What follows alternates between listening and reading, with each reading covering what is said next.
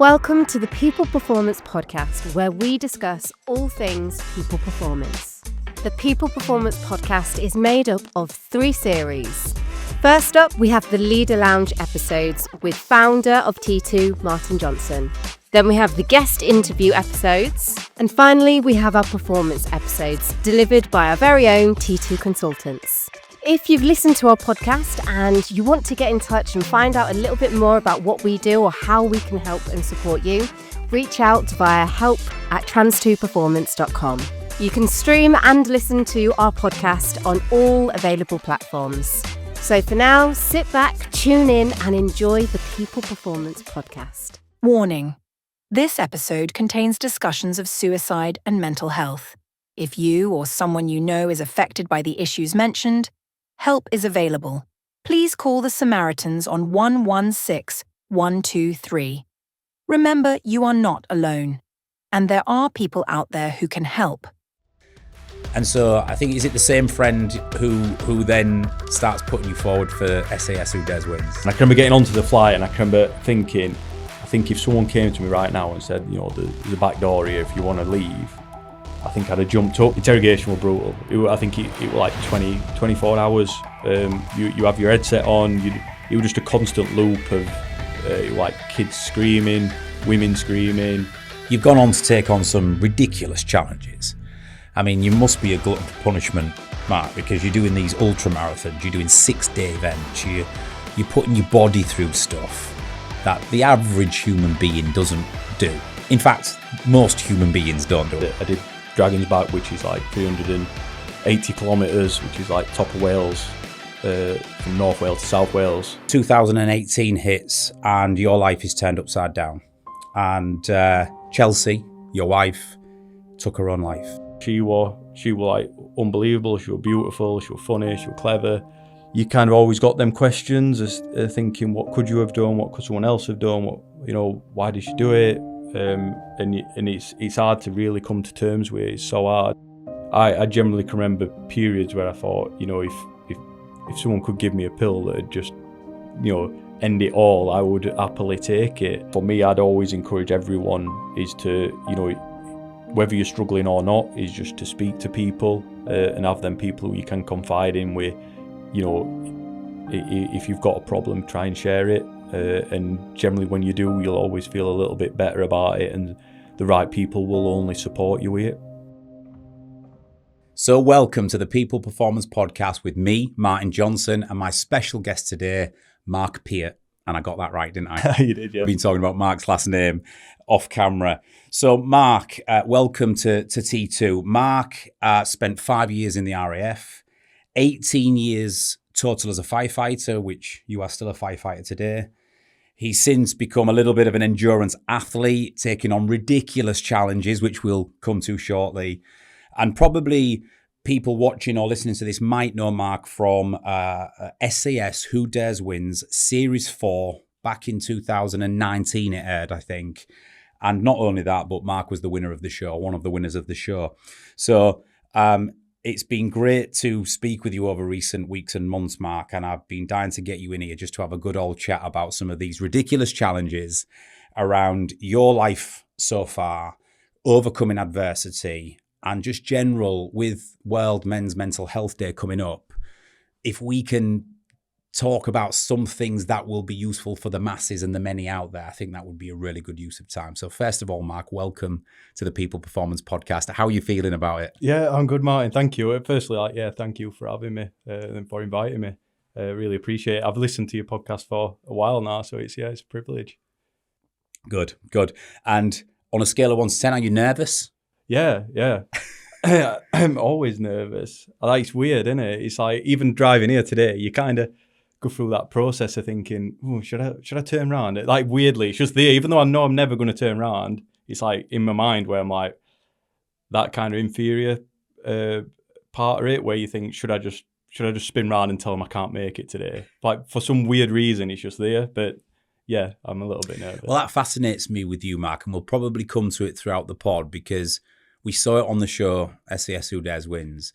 in our interactions, I see it all the time. It's like that constant self-doubting, or am I in the right area here? Am I capable of this? And that self-doubt, or humility at times, let's call it, absolutely comes through. But then you go on to do amazing things and achieve things that most other people probably couldn't do. So I'm interested in the paradox between that in you. But we'll come to it throughout the pod. So Mark, clearly already on this pod, people can tell you're a Yorkshireman. And if you can't, then we're in trouble, right? But tell me a bit about you. Where was you born? Where did you grow up? What was early life like for Mark Peart? So South Yorkshire, born and bred, Rotherham lad. Pretty like standard, I guess, upbringing. Very working class. One of 4 kids, so quite a busy house when we were younger.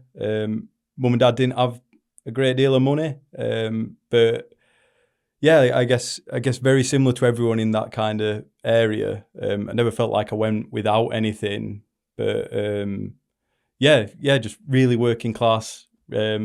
Parents both very hardworking, kind of instilled that into us from an early age.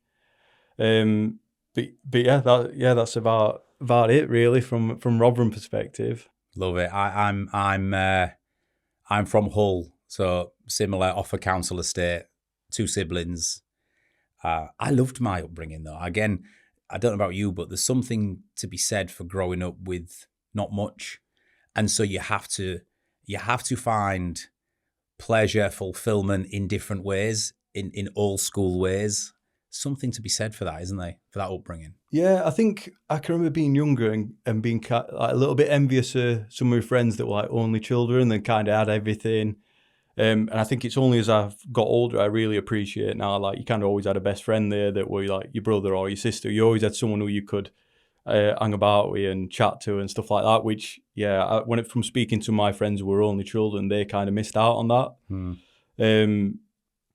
But I think in hindsight, I feel really lucky at kind of upbringing that I had, and I think a good time as well. No social media, I think people are a lot looser, or like parents were a lot looser. We kind of come home, went street lights, come on, kind of attitude, which I don't think that's a thing anymore now. As a parent now, Wes, you look back and think, like you feel a bit of a hypocrite. Because it's like, I've got 2 teenage daughters, and as you can imagine at the minute, we're like worried sick all the time. My wife has them on an app. We know where they are, and we used to just go out. And when I think about it, no more mobile phones, no tracking apps, nothing. And you think, wow.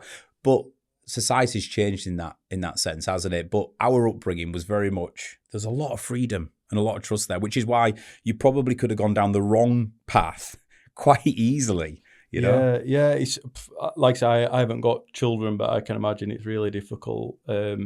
It's hard. I don't know about society. I think these things were always there. Whatever it is, we're scared to give them that freedom to do. It was always there. It were always there. It's not something that suddenly happened. I think we're more aware of it. And it's hard because you kind of go, I don't know, I feel like I learned more by having that freedom and messing up and getting grounded and, making mistakes. Is that kind of, it's what you learn from, whereas I feel like we're kind of restricting kids from that, and I don't know, will that make them worse? Will it make them better? Time will tell. Yeah. Time will tell. Okay, so fast forward to leaving school. You joined the military. What age did you join the military? I was 20 years old. All right, so you had a little bit of time from leaving school, college, whatever it might be, but then you joined the military at 20. You joined the RAF, so you're probably very good at making tea and coffee. Is that fair to say, Mark? Yeah, not too bad. It's an in-house military joke, I'm Royal Navy. Yeah. So Spencer works for me, he's RAF. So it's weird. You'll probably know, like 20-year-old. I look back now and I think I was still, just becoming a man. And at the time when you join military, you're quite old at 20 years old, or like you're seen as one of the senior people going through training. And I was that person surrounded by like 17-year-olds, 16-year-olds, 18-year-olds, and you're kind of seen as being the senior bod from day one when you walk in, which is like, when in hindsight you look back and it seems a bit crazy. But I kind of always drawn to military. I always wanted to be in fire service, quite sadly, from like being a kid, kind of grew up watching Fireman Sam. My like great granddad was a firefighter, and I kind of heard loads of stories about that. So I was always attracted to it. But at the time, I applied when I was like 17 for fire service, but they were going through a period of not recruiting. So then I made the decision that it's like, well, if I join military, that'll kind of, I can kind of go there, develop, and then, 3-4 years I'll come out. And it did work that way, fortunately. But yeah, I think I was always kind of attracted to either military or that kind of policing or fire service. So for some reason, always kind of drawn to that. And have you always been a little bit of a fitness junkie? Have you always been into your looking after yourself, training hard, even post pre-military and then when you get in the military, you through basic training you're forced into it, and then you're sort of in the habit. I always found when I left basic training and went into serve in the Royal Navy, you're sort of in that mold then of training. It's habitual. But was you always into it prior to joining?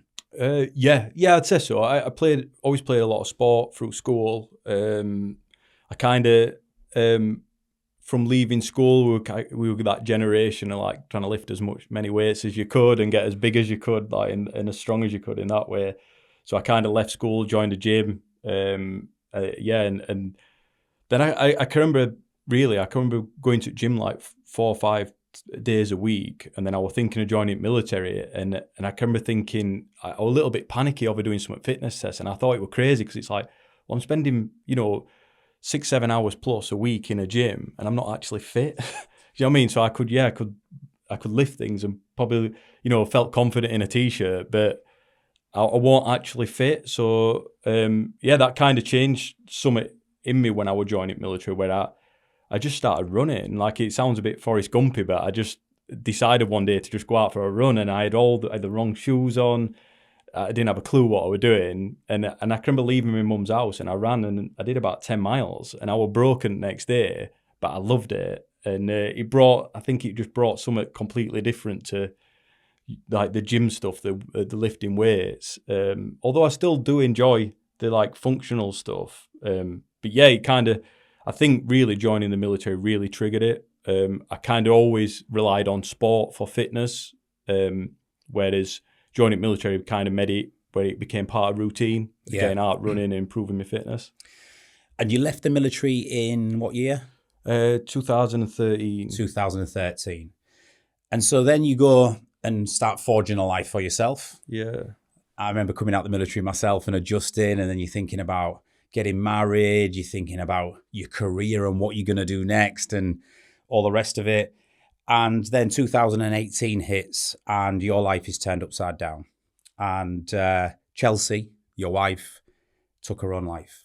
Yeah. So weirdly, again, we were really young. Chelsey were 18, I was 20 when we met. I literally met her maybe 3-4 days before I went on my basic training. And really? Yeah, and I always... Bad timing. Yeah, and literally, I guess when people say, it happens when you least expect it, and it were definitely that. Like, I was done with Rotherham, done with South Yorkshire. It's like, I'm going off to military, and, life will start when I get there. And she literally lived in the next village from me. And I'd gone for some drinks with friends, like, as a bit of a leaving do. And I met her that night, and knew literally instantly, like a lightning bolt. Like, do you know what? Fair play to you, Mark, because my question was going to be firstly, what's Chelsey like, and you're probably going to go on to explain that. But to meet someone before you join up, and then still go through and have a career and stay together, because I know the sacrifice, the time away, it's not easy. No, it's really, really hard. So it must have been right from the beginning. Oh, yeah. Well, I think I always kind of joked to her that I think if it had been a month earlier, I wouldn't have joined military. It would just cause I was literally at that point, it's like, I've got to go. I had no choice at that point, really. But yeah, it was difficult because that really early part of his relationship, I wasn't really there that much. Or it was like, I was flying home for like, to have a Saturday afternoon with her to go back. And but I guess we learnt more about ourselves in that period. But yeah, it was one of them, like, I knew I pretty much knew straight away that, you know, we'd get married, and like she was the one, and that was the plan. It was like, you know, I felt really fortunate that, that I met someone and we just fell in love instantly, and it was like a bit of a fairy tale. She was like unbelievable. She was beautiful. She was funny. She was clever. She was really down to earth. And it was just, it's so tragic and sad what happened. These things were kind of always there. It's not that, you know, I wouldn't say that it kind of came out of nowhere. I think, but you just treat it like most people, you know, that she had these things that were like generally like her own self-esteem and anxieties, and the weirdest thing is she had absolutely no reason at all. You know what I mean? She everyone adored her, but yeah, these things kind of progressed and got worse. And it's interesting you say that, Matt, because, you know, there's a lot of people out there where you could look at it and say there's no reason whatsoever to feel the way you do. That there is, you know, when you really strip it right back, you're beautiful, you've got your health, you've got good friends, you've got a good career, you know, you're financially, you're okay. You know, you could tick all of these boxes. But the one thing I've learned about mental health over the years is none of that matters if what's going on in there isn't quite right. None of the physical materialistic things that you would usually say would cause you some form of it doesn't matter, does it? No, and you try to think that you know, there's someone in a lot worse conditions, people with like other illnesses, but it is that invisible illness. You know what I mean? I think if we were sat here and I was saying, you know, she got hit by a bus or it was cancer or something like that, I think we'd all accept it and just move on. It's like you kind of always got them questions as thinking, what could you have done? What could someone else have done? What, you know, why did she do it? And it's hard to really come to terms with. It's so hard. Whereas, yeah, I think if it was something, if we could sit here and just go, you were purely because of this, you could accept it a lot easier. So would it be fair to say that you're in the most difficult position in 2018 that you've ever been in your life? Your life is turned upside down, and somehow you've got to crack on. Somehow you've got to compartmentalize it. You've got to digest it. You've got to work through it. And that's the most difficult thing in the world for the person who's left behind, for somebody like you. So a couple of things before we go into the next part, because obviously what we know within 6 months, something else happened, which also has the ability to change your life. But those 6 months running up to that, how did you get through? Literally, I don't know. I don't think I could tell you if I wanted to. It's for anyone that you know, and I guess it's coming to everyone at some point. You know, we aren't sounding too pessimistic, but you know, it's such a roller coaster of emotions where you feel completely lost. And I generally can remember periods where I thought, you know, if someone could give me a pill that would just, you know, end it all, I would happily take it. Just, you know, I wouldn't say it's just even the emotional side, like the physical. I can remember actually like my body hurting, like you're in so much stress, and it's horrendous. You know, you don't sleep, you don't eat, but then you're just full of energy for some weird reason. You're just like hyper alert. You can't concentrate. You can't, you know what I mean? You can't sit and watch anything. It consumes every thought. You're just never present.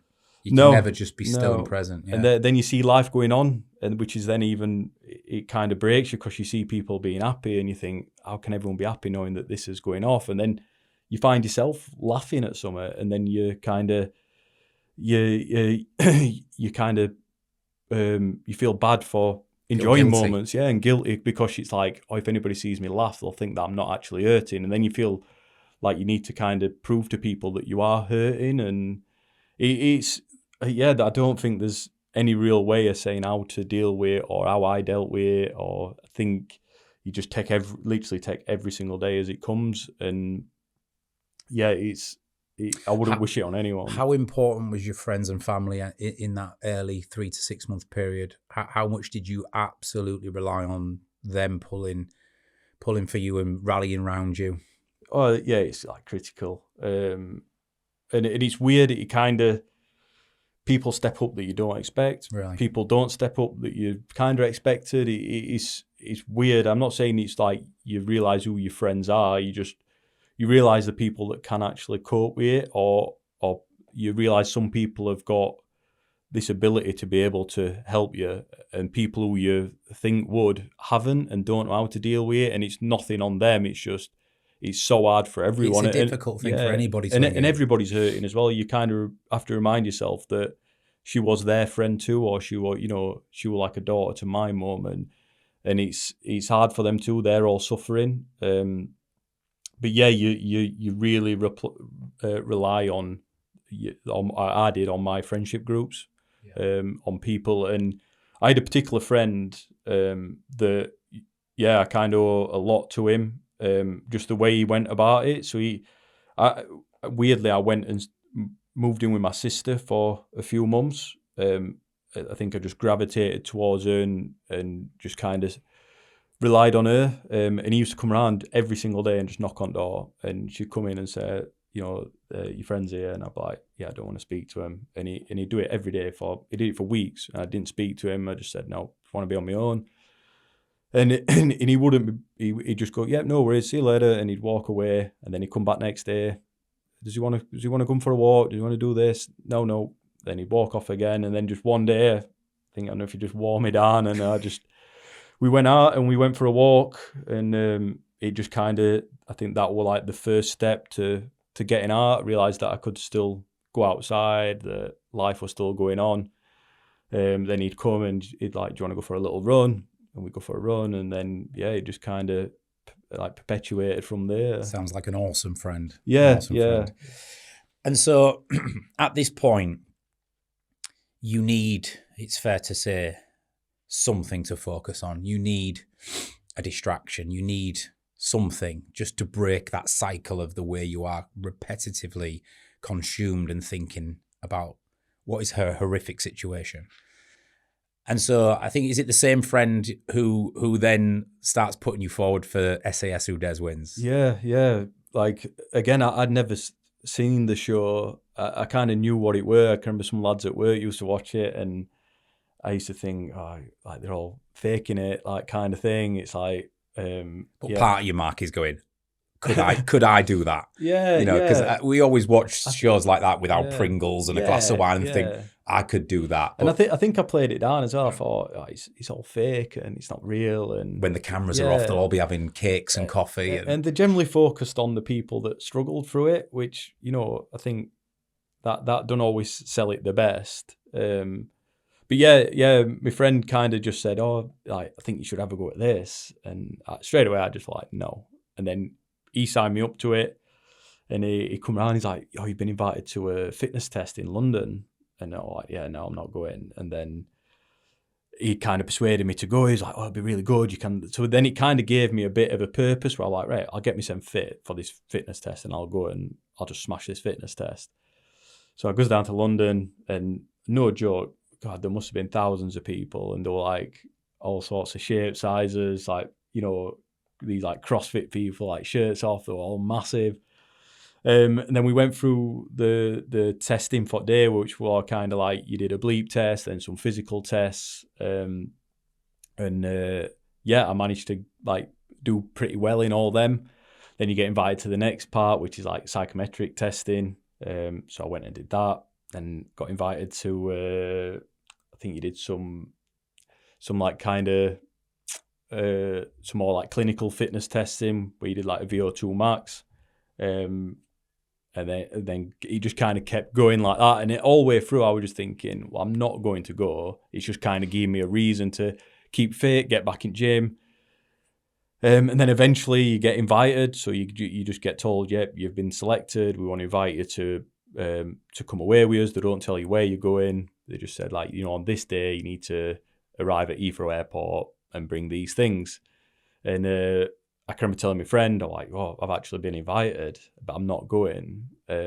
And he was just like, you know, he just kind of pleaded with me to go, look, you'll not get this opportunity again. Like, just really consider it. You know, it'd be really cool if you did it. Yeah, so I made that decision and went. And similar to driving here, I was going all the way down thinking, what am I doing? Why am I going? I ain't got anything to add to this kind of thing. And don't forget as well, this is months after the tragic event. So this is still... There's a whole host of emotions going through your mind around this. You know, this is a potential TV show. Yeah. This is you going, should I be on this? Is this the right thing to do? What does this look like? Can I do this? But I want to do it, but and the mixture of emotions you're probably feeling still at that moment was probably quite vast, wasn't it? And I think weirdly, like I just want myself either. So I think maybe if that choice came up now, I maybe wouldn't do it. So I don't know, maybe it was just something at the time that were meant to happen. And you mentioned something in there, Mark, though. You said it was almost like when you was going through that process of the fitness tests in London, temporarily it gave you purpose. It switched that mind off for even that 1 hour you was doing a fitness test. It refocused you onto something else. Yeah. And I think for anybody going through a tough time, would you say that that's quite a poignant thing to point out, the fact that if you do nothing, you ain't going to switch that brain? Oh, yeah, absolutely, yeah. And it's weird because you kind of, you know what I mean, I got put straight onto bereavement leave and I had 6 months away from work, or like 5 months away from work. And it's like, it is the right option. However, you then sat at home alone, you know, you know what I mean, I did have support networks from work, but... When you're left alone with your thoughts, it's not a good thing. I don't know what the right answer is, you know, as in, but it's like you need purpose, don't you? You need something to be doing and something to refocus your mind. Just on that, Mark, the done thing in society is when somebody is grieving or is involved in a situation like this, put them on bereavement leave or whatever they call it, because you can't be at work. Yeah. But sometimes for a certain individual, that might be the worst thing for them. Yeah. Because sometimes keeping that brain busy or keeping going is what gets people through. Would you say that it's got to be each to their own? Yeah, it has to be really measured against that person. Like Chelsey kind of had it very similar. She had 3 months away from work prior to taking her life, and I arguably think it was the worst thing that happened. Is she suddenly had no purpose, no get up. And it was like, I wouldn't say that it was like out of sight, out of mind, but it was like, you know, that they felt that was the best thing for her, is to not be at work. But in hindsight, I believe, you know, not that she should be in full duties, but maybe some kind of modified duties. But yeah, probably very similar for me afterwards as well, is like, you know, you kind of just get, you know, you don't need to be at work. And I can remember like, the occupational health nurse from my work coming to see me, and I was almost pleading to get back to work, which then maybe made it probably seem like I wasn't ready to be back at work. Yeah. So, but yeah, and I think when I got into the show, or working towards the show, it kind of gave me some kind of purpose where it was like, right, well, I need to get myself fit again because of this. And then, it just kind of...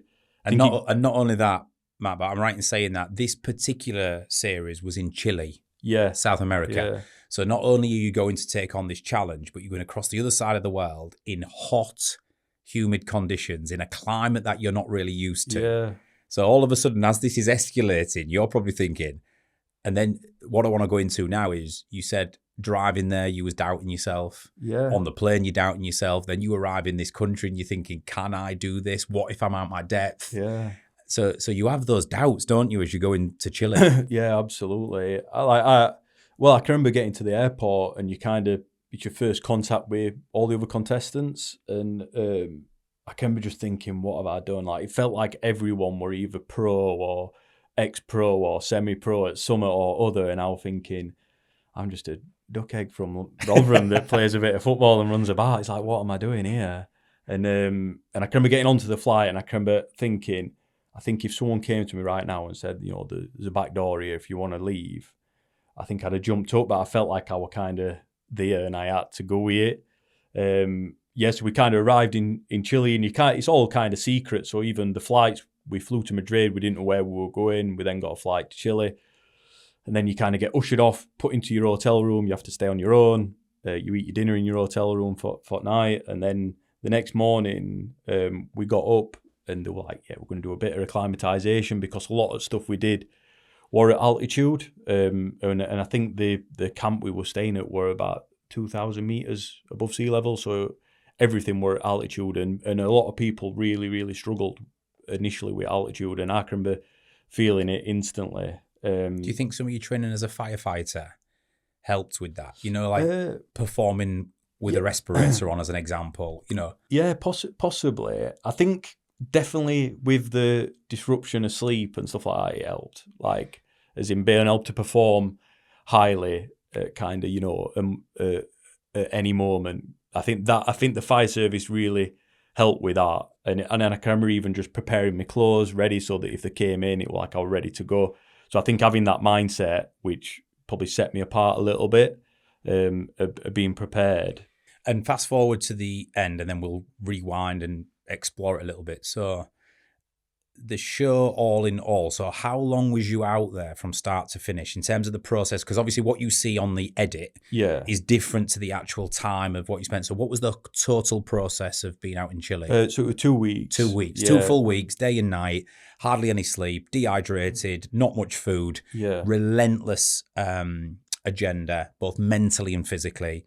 And you ended up being one of the winners of the show. Yeah, and I would definitely stress that as well. It's like amount of people that I've spoke to after, and they're like, "Oh, but what happened when cameras went off?" And I'm like, "They literally never went off. Like, never. I never believed really that I was being filmed. It felt like I were on a military course. Like, it were really authentic. You know what I mean? There were obviously periods where, you know, all the cameras would come out, the drones would go up, and you knew at that point. But you were focused on a task, and I'd say we had, like, Ant Middleton especially, he treated it like it were a course. To him, it was a course. It wasn't a TV show. So in that sense, it was really authentic, and that kind of helped you to relax in it and perform better. But yeah, like it was definitely harder than it looks on TV. So throughout the 2 weeks, you're only 6 months post tragedy. You are every single day being, you know, lack of sleep. You're physically and mentally drained. You are not eating as many calories as you would probably desire. And what that leads to is highly emotional states, doesn't it? Can I ask, how many times did you think about Chelsey on those 2 weeks? And which way did it go? Did it drive and rally you, or did it make you have a little bit of a wobble? Yeah, like every minute or every day, I'd say, like, I think, yeah, and I think it's still same now. Like, it's from the minute you wake up to the minute you go to sleep, there's some kind of presence there. But yeah, he was like a really big driver.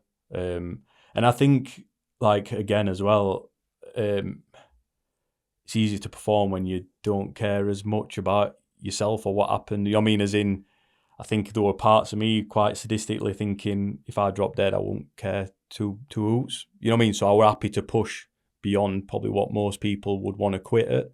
And I think there were a little bit of kind of hoping that it would break me to some degree, that, you know, that then that's kind of, you know, that's the limit. So I think weirdly you can push yourself further when you're in that kind of mindset as well, where life's probably less important than some things. So for one of the first times, the shackles of fear of failure and looking bad were off, because at that moment in time, it didn't matter. Yeah, I think when you were immersed in a task, I think outside of them, you crippled with anxiety or what could happen, what's next, will you be able to make it, will you not, will you embarrass yourself, will you look good, like, you know, will people be proud of what you've done? Like, I think the worst bits were the bits where you kind of got to relax a little bit, or there were nothing happening, but it was so sporadic that you didn't know you'd have 3 hours to relax. So you'd sit there just full of anxiety. And even then you're thinking someone's going to burst through the door at any minute, so I've got to be ready to go, Yeah, and literally every time the door opened, you think, that's it, it's starting again. And like I said, you didn't know what time of day it were. It didn't really matter. What was the toughest bit of the whole thing? So we watch it on telly, and you've got the physical aspect, you've got the interviews with the DS staff, you've got the interrogation phase where Spencer, who works for us, he was one of the interrogators. Which was the toughest bit? If you was close to breaking out any point, which bit was it? Yeah, interrogation, without a doubt. But I don't know if that's because it's like the build-up of everything. It's at the end, so physically you're shot anyway. You know, mentally you're absolutely drained. You know, you've not been. I can remember I think for the full, you know, maybe 30 odd hours before interrogation, we didn't get fed. No. So you kind of go into it not in a great state anyway. But yeah, interrogation were brutal, and weirdly the females, because ours was the show with the first time that females were allowed to partake, and the females for me really excelled in interrogation. They seemed so strong. So I think like mentally, that's interesting. Yeah, in that side, I think they were a lot stronger than the males. But yeah, interrogation were brutal. I think it was like 24 hours. You have your headset on. It was just a constant loop of like kids screaming, women screaming, like pigs being slaughtered, white noise, like nails on chalkboards, that kind of, and it was just constant for 20 odd hours, put in stress positions and yeah, like again, you probably see it on TV and think it's, you know, a couple of hours, but yeah, it was hours and hours, and it was freezing. It sounds it horrific. It was brutal. It was brutal. Sounds horrific. So you win the show. There was a couple of moments in the show where you were interviewed and you talked openly about Chelsey and where you was at. I think that captured the hearts of a lot of the audience, and I think by the end of it, a lot of people were rooting for you. What was life immediately after like? Did you find yourself? Did it just go back to normal, or for a short space of time did it change? Yeah, it definitely changed, and I say it has since. I guess a bit chaotic at first, because obviously it doesn't get aired straight away. So I had probably a 6-month period where it was kind of looming. You know that again, you still don't know how it's going to be edited and how it's going to go out and what people are going to think of it. So I kind of came back, went straight back to work.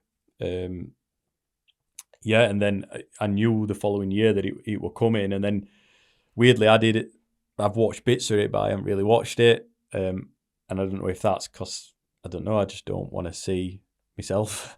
But I've kind of seen bits, what I've been shown, but I never really sat and watched it, like the full episodes. I mean, you had an incredible beard. Yeah. Was that just like you'd not shaven for that many months, and it was like because you had a huge beard on it, and that's why I bet sometimes people don't recognise you as much now. Yeah, which probably works like a bit of an advantage, really. That, you know, I didn't get recognised as much. But yeah, it was a little bit chaotic, I'd say. And then I guess when it went, I guess I got quite a lot of attention from it. And again, I'd never really had social media, so I kind of got advised to get social media, which, you know, has its pros and its cons. Yeah. But so that were all kind of brand new to me, and I think you can get kind of tied up in when you start getting a lot of attention. Is like, you know, your ego grows a little bit. But yeah, we're all a bit crazy and chaotic. Because you're still, if you think about it, you're still 7, 8, 9 months post trauma. Yeah. So did you find yourself in this juxtaposition at times where you had this exciting thing happening? You just come off the show. There was opportunities now ahead for you, but you're still grieving. Yeah. And did you have that mixture of purpose versus guilt versus purpose? Did you go through that? Yeah, absolutely. Yeah. I think that one of the like really good things was, you know, I had a lot of support from Chelsey's family through it all, which, you know, I think that were kind of always a bit of a moral compass. Where, you know, if they're happy with it, then I'm happy with it, kind of thing. I'd say with the grieving, you know, maybe it went on that deep level grieving went on longer than maybe it would have done if I had not been on the show. Maybe because I didn't process it fully, or as naturally as what you probably wouldn't normally do. It was probably quite extreme to process it that way, and for it to be so like publicized. So maybe in hindsight you look back and think, you know what, maybe it took me 3 years to actually deal with it fully. Whereas I'm not saying it wouldn't have done that before, but it's hard to know, innit? Mm. And since then, talk about opportunities. You've gone on to take on some ridiculous challenges. I mean, you must be a glutton for punishment, Mark, because you're doing these ultramarathons, you're doing 6-day events, you're putting your body through stuff that the average human being doesn't do. In fact, most human beings don't do, let's be honest. I mean, give us an example of a couple of the ridiculous challenges you've done. You were talking to me about a few the other day. Yeah, I think, kind of niche has been the kind of multi-day events. So, that, you know, the 250 kilometre events. And I did Dragon's Back, which is like 380 kilometres, which is like top of Wales, from North Wales to South Wales, which is like, you know, it's deemed to be one of the hardest races in the world. I've done some crazy stuff. And do you do this for your personal purpose and challenge? Do you do it for a cause? Do you do it to test yourself? What are the reasons you're doing this? Yeah, I don't know. Sometimes I ask myself that, especially when I'm midway through them. But I think it's a mixture of everything. I think there's still a little bit of a sadistic underlying where you kind of think maybe this will be the limit, this will break me. And sometimes I think you kind of weirdly urge it where you think hopefully this will be the one, and then that's it, it's done. But then I think the training's always good to focus on the training, the preparation that you need to do beforehand. And then I think maybe the sense of achievement at the end, and then I think for me, especially the big stuff, it really simplifies life. Like for me, it gives me a bit of clarity where you kind of go, a lot of things are not really that important. The main things are just, you know, when you're going through stuff like that, it's moving, eating, sleeping. Like they're the only things that you need to worry about, nothing else. And it really does that to you where, you know, you're just literally thinking, I just need to get up this hill, I just need to get to the next checkpoint. And it really breaks down and simplifies life. And I think it's just like quite a good way of doing it. Do you think there's an element of your psychology now, Mark, where, you know, post-tragedy, you always need something to focus the mind? You need the next challenge. You need the next flag on the hill, the next milestone to keep you focused and to keep that purpose alive. Or is that just you anyway, regardless of the situation in 2018? Do you think that you're always a person who needs something to keep? I think more the latter, and I think that kind of just triggered it further. Where, you know, I think I think the more you do, the more you want to do. Then, and it just kind of grew in that sense. But do you get a kick out of Matt? Do you get a kick out of being able to do things that other people can't do? Do you know, like, so I say kick? Do you? One of my good friends, I don't know if you've listened to the podcast with us, Rich Davini. He's a former Navy SEAL commander of SEAL Team 6 in the US. These are the guys who got Bin Laden. These are the Special Forces guys. He's the author of The Attributes, and we're the UK licensee for The Attributes. And when he says about Navy SEAL training, which is one of the hardest in the world, as you know, and they go through Hell Week and surf torture and all this, and he says, like, when we're all honest with ourselves, you can say you want to fight for your country and make a difference all you want. He said, but I just wanted to see if I could be a badass. I wanted to see if I could be the 10% of people out of 100 people who could finish that course. And so there's an intrinsic internal driver there. Can I do stuff that other people can't do? Would you say there's a bit of that in you? Possibly. But it's weird. I don't generally believe that I think anybody can do it. I think it's just the will or want to do it. I think it's not that people can't do it. They just don't want to do it. Like, there's no incentive to do it. You know, I think if I held a gun to your head and said, you know, or to your family's head and said, you know, go run a marathon, you'd do it and you'd get around it. It'd hurt, but you'd be able to do it because the need to do it is greater. You know what I mean? And I think the weird thing with people that do a lot of endurance events is, for some reason, they've got the want to do it. there's some, I guess, within us that makes us want to do it. But I don't believe it's like it singles you out that there's only you that could do it, or there's these select people that could do it. I think anybody can do it. It's just they generally don't want to do it. There's probably a lot of stuff that other people do that I don't want to do. Don't mean I can't do it. It just means I just got no desire to do it. Like public speaking on a stage in front of 5,000 people. Yeah. Mark. It's not the top of your list, is it? Exactly, but it is exactly that, isn't it? For a lot of people, they'd see that as being crazy. Why would you want to subject yourself to that? Or they think that maybe you've got something inherently in you that makes that easy, which you haven't. No. You've just had to train yourself to be comfortable doing that. And I'm sure most days you stand up and you have all them doubts and feelings, but you've had to work really hard to be good at doing that. And that's what I think a lot of people sometimes miss is like they see these events and they see people running marathons and they kind of, you get congratulated for the medal at the end and well done, but they miss the part where you go, how many days, nights did I have to get out when it was raining, 5 o'clock in the morning, when it's dark. Nobody sees the hard work, the grind, they see the bit at the end, and then that's what makes it seem impossible. Because it's funny you should say that because, some are tongue in cheek, but some of my mates and other people go, you get paid to speak for a living. That's the easiest job in the world. And I'm like, I still get nervous every single time I'm about to go on a stage or whatever it might be. And what people haven't seen is 15 years of repetition of all the times you've dragged yourself up there, got nervous, delivered it, the crash in the aftermath, the self-doubt. How do I sound? How do I come across? How do I look? And then they don't see the 50, they just see that 1 45-minute sort of great keynote and go, this comes easy to you and that's the easiest job in the world. Can you imagine being paid to do that? But they don't see what goes into it. And it's the same with the endurance events and the stuff you're doing. The amount of effort that goes in that people don't see is huge.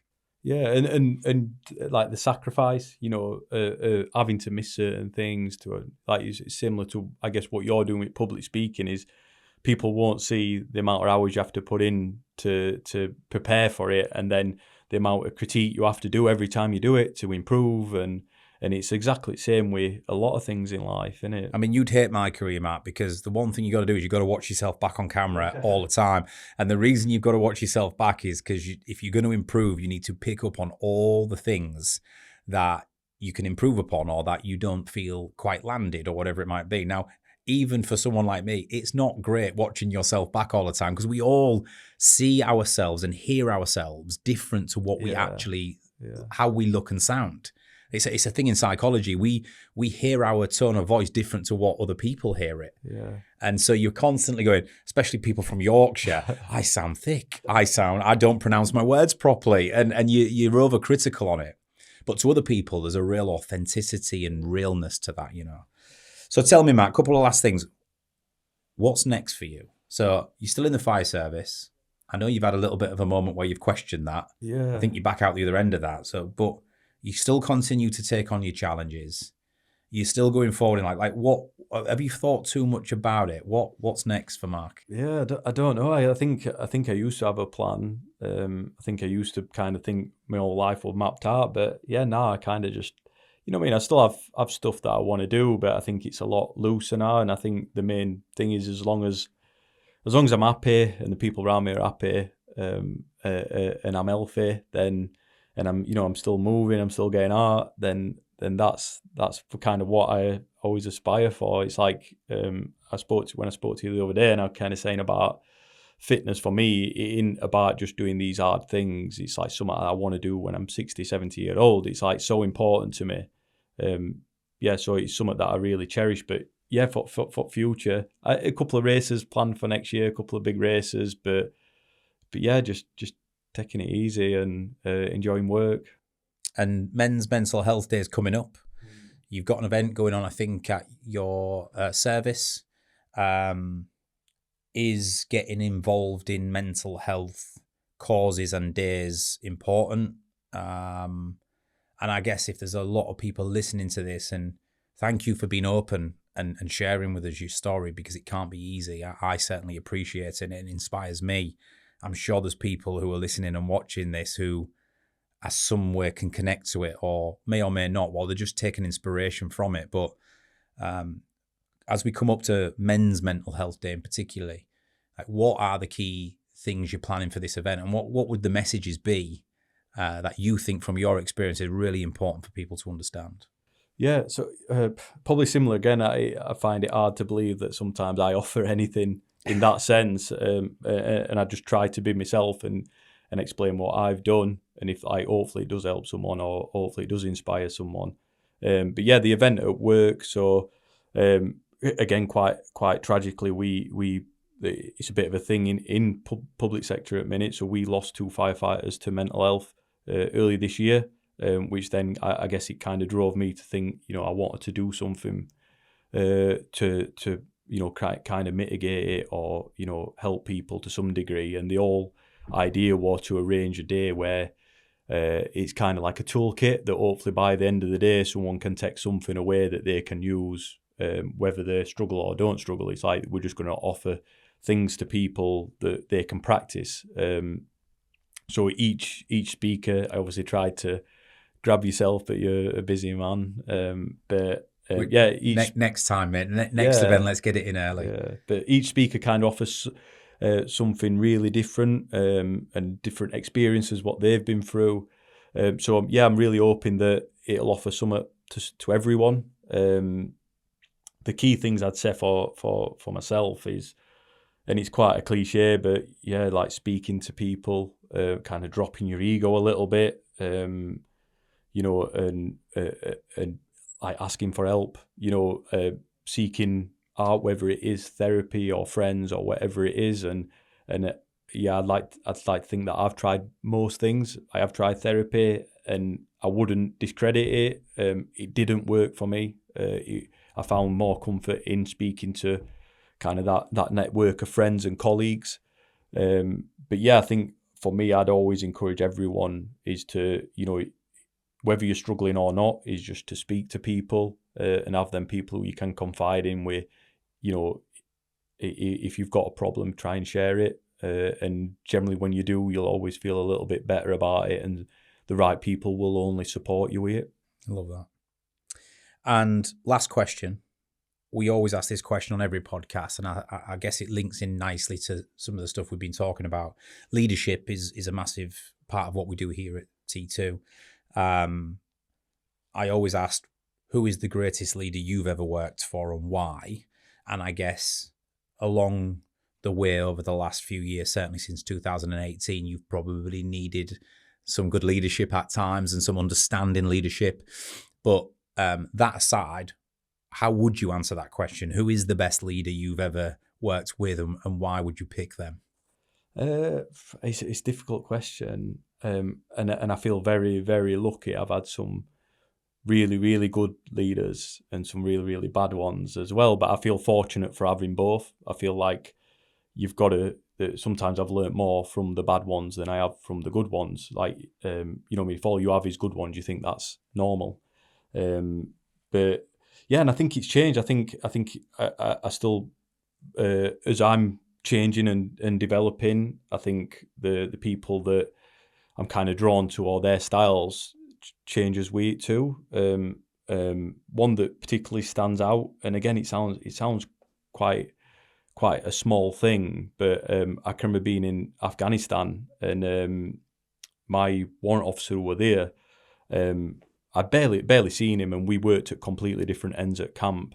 And I can remember one morning he came on our section, and he knew every single person's name, and I just thought that was like unbelievable. Like it was so welcoming in that sense, and he was clearly in charge. He was clearly a leader, but I think to have that kind of that level, to think that he made everyone feel important. And I think at that age, like early 20s, I think it was so good to see that.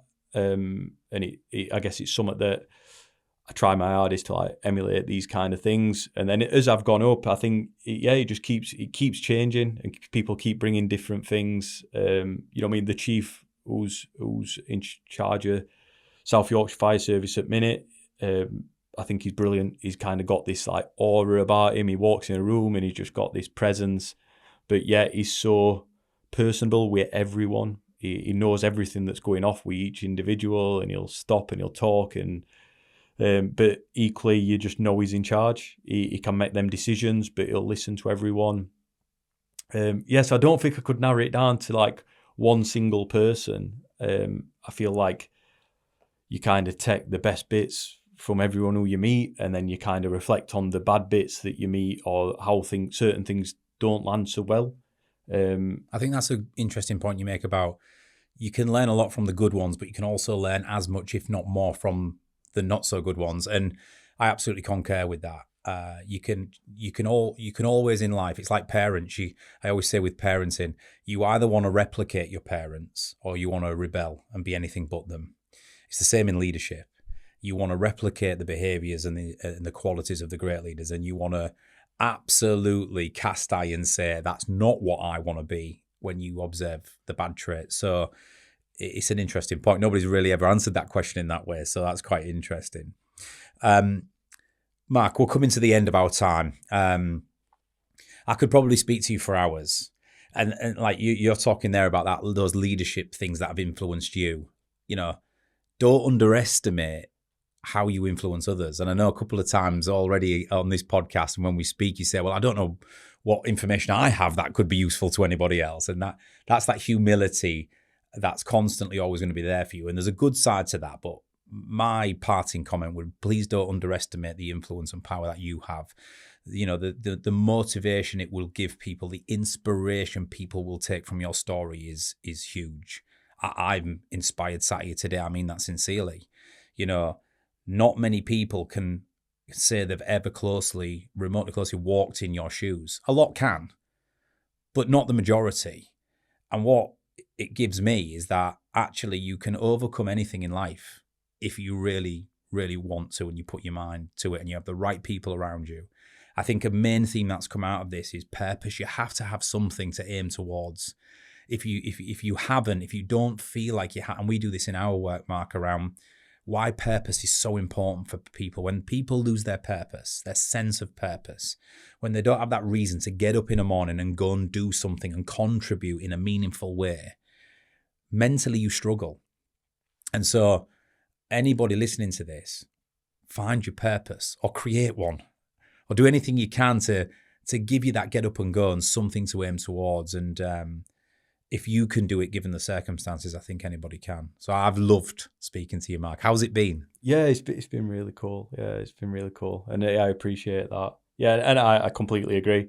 I think, it is purpose, but I think people got to be prepared that there's going to be work with it as well. You have to work hard, and I have to work hard every single day. Like, just, some days just to get out of bed and to want to move forward. But then I think that ties into like the resilience side of it, is like, the planning always going to go how you want it to go. It's going to go up and down, and it's that ability to keep moving forward when it's not going exactly how you want.